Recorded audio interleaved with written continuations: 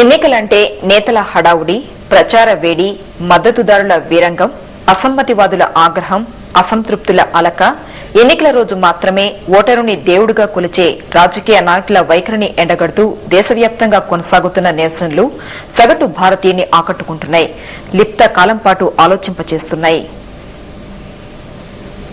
A for apple, B for boy, C for cat అని చిన్నపిల్లలకు ఆంగ్ల అక్షరమాల నేర్పడం మన విద్యా వ్యవస్థలో చాలా కాలంగా వస్తున్న సంప్రదాయం.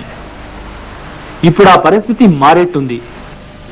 ప్రభుత్వాల క్యామ్ల పాలన పుణ్యమాని ఏ నుంచి జెడ్ వరకు వాటి అసలు అర్థాలే మారిపోయాయంటున్నారు హైదరాబాద్ కు చెందిన డి రామచంద్రన్.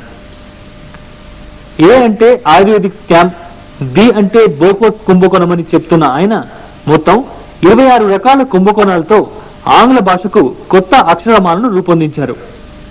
తన విద్యార్థి ఒకరు ఇచ్చిన సలహాతో రామచంద్రన్ దీన్ని సృష్టించారు.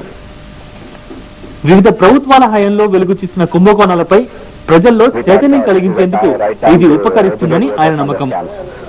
కనీసం అలాగైనా నేర చరిత్రలకు ఓటర్లు గుణపాఠం చెప్తారని రామచంద్రన్ విశ్వసిస్తున్నారు.